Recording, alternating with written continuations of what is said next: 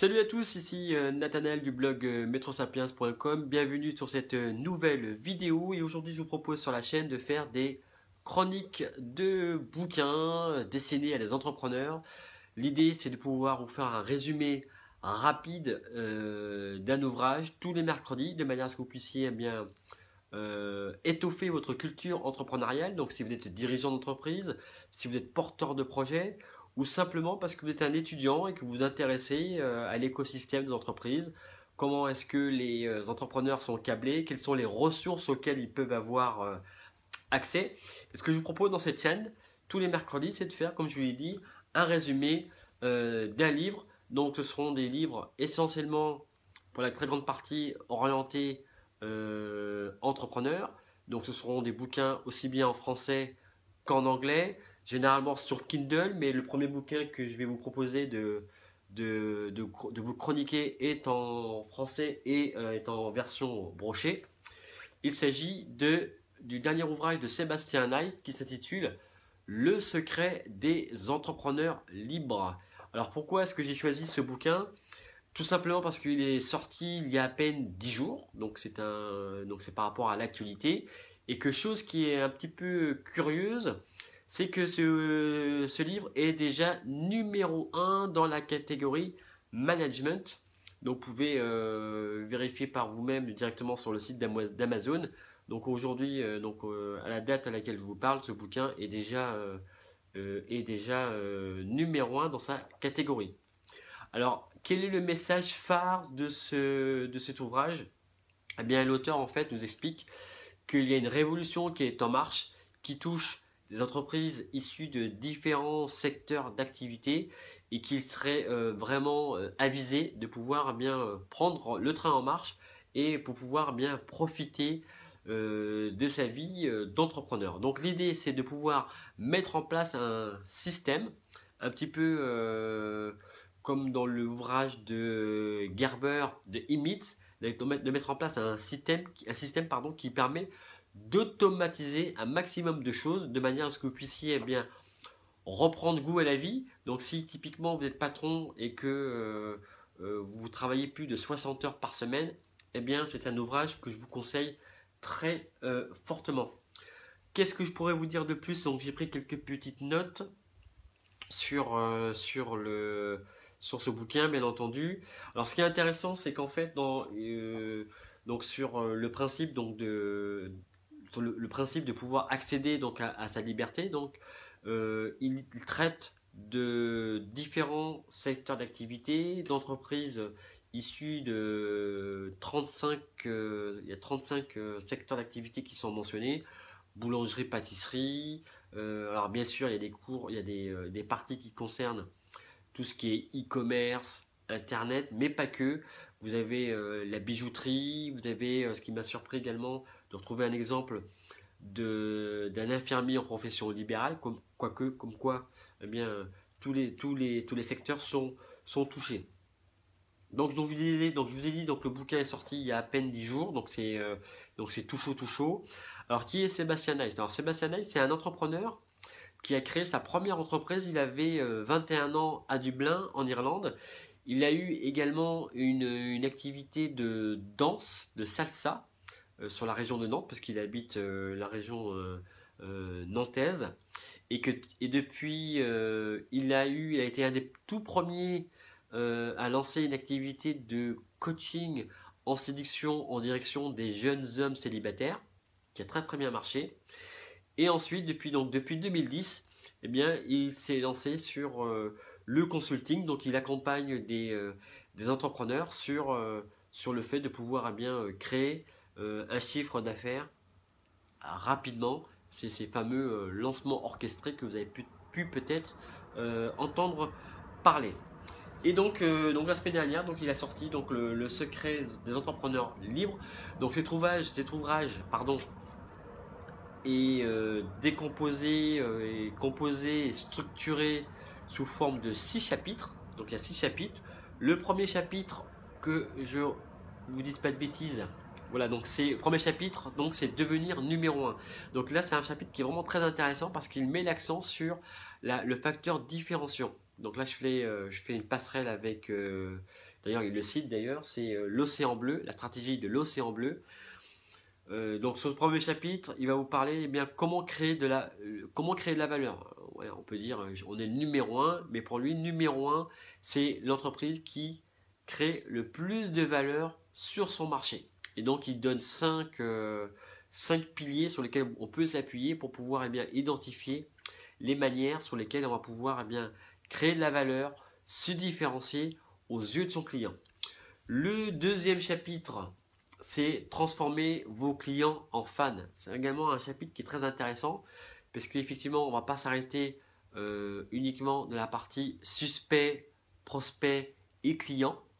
Donc, il va rajouter d'autres étapes qui vont un peu plus loin. Donc, il ne va pas s'arrêter uniquement à la partie faire de vos prospects des clients, mais il va également les fidéliser. Et le fin du fin, c'est créer des ambassadeurs, c'est-à-dire des gens qui ont tellement été comblés par l'expérience client que vous l'avez proposé, eh bien, ils vont en parler autour d'eux, recommander vos services, recommander vos produits et devenir des ambassadeurs. Donc, in fine, c'est ce que vous voulez. Donc, créer des ambassadeurs de votre marque. Troisième chapitre, il y en a 6, donc, comme je l'ai dit, c'est là on a parlé de créer une expérience unique pour ses clients. Dans ce chapitre-là, dans le prochain chapitre, ça va créer une expérience, mais du coup pour les prospects. Donc à chaque fois qu'un visiteur, un prospect, a un contact avec votre entreprise, eh bien, mettre tous les moyens que vous avez à votre disposition pour marquer durablement dans l'esprit de vos prospects que vous êtes une entreprise différente. Donc là, on fait le pont avec le chapitre numéro 1. Donc, créer une expérience inoubliable quand vos prospects sont clients, mais même en amont, avant même qu'ils aient sorti la carte bleue et que vous ayez lancé le processus de facturation, c'est faire en sorte que même en tant que prospect, eh bien, ils se disent là, tiens, c'est une entreprise qui est différente et c'est ce qui va justement déclencher le phénomène, le processus d'achat. Donc ça, c'était donc la partie qui s'intitule Le secret, une machine à vendre. Chapitre suivant, c'est les obstacles qui peuvent enrayer justement votre machine à vendre. Je crois que c'est c'est le chapitre qui est court, mais qui est à mon sens le plus important parce que effectivement, on va s'arrêter sur tout ce qui touche à l'auto-sabotage. Parce qu'effectivement, pour pouvoir créer une machine à vendre, il faut du temps. Et vous allez me dire, mais moi je travaille déjà 60 heures par semaine, t'es marrant, t'es gentil, tout ça, mais moi j'ai pas le temps quoi. Je travaille déjà plus de 60 heures, 70 heures. Le seul jour peut-être qui va me rester, c'est le dimanche et je le passe en famille. Alors maintenant tu me dis en plus de passer encore du temps d'investir du temps pour créer une machine, un système pour me dégager du temps, mais c'est le serpent qui se mord la queue. Et effectivement, c'est un cercle vicieux qui s'installe. Il faut du temps pour créer du temps. Et ce qui est très intéressant, c'est que l'auteur nous montre les ressorts psychologiques qu'il y a derrière, nous montre un petit peu quelles sont les véritables raisons des pièges de l'auto-sabotage. Donc c'est vraiment un chapitre que j'ai particulièrement apprécié en tant que coach. C'est effectivement les ressorts psychologiques, les leviers qui se cachent derrière. Et c'est peut-être un des premiers chapitres que je vous incite à aller lire. Ensuite, vous avez le cinquième et avant-dernier chapitre qui s'intitule Qui veut aller loin va accompagner. Donc, vous connaissez tous l'auteur américain Jim Rohn qui disait qu'il est décédé, qui disait vous êtes la moyenne des 5 personnes que vous fréquentez le plus. Et dans cette aventure entrepreneuriale, vous avez intérêt à vous entourer de personnes qui ont des compétences que vous-même n'avez pas. On ne peut pas tout avoir, on a beau être chef d'entreprise, on n'a pas toutes les qualités, on n'a pas toutes les compétences à disposition. Donc d'où l'idée de s'entourer d'une équipe qui va vous permettre bien justement de passer un cap. Alors c'est non seulement, alors dans ce chapitre, il aborde un point qui est intéressant, c'est non seulement vous entourer de personnes qui ont les compétences que vous n'avez pas, ou vous ne maîtrisez pas, en tous les cas pas totalement, c'est surtout de vous entourer de personnes, et à mon sens c'est peut-être le plus important, c'est de vous entourer de personnes qui ont le feu sacré. C'est l'expression d'ailleurs qu'il utilise, des personnes qui ont le feu sacré, qui sont enthousiastes. Hein, on repensait à l'étymologie du mot enthousiaste, qui sont vraiment passionnés par ce que vous faites et par le message et par la mission que vous avez sur cette terre. Donc voilà, donc c'est vraiment, ça va vraiment très très loin. Donc ça c'est le chapitre 5, qui veut loin va accompagner. Cinquième et dernier chapitre, profitez de votre liberté. Ça y est, vous avez mis en place votre système, ça roule.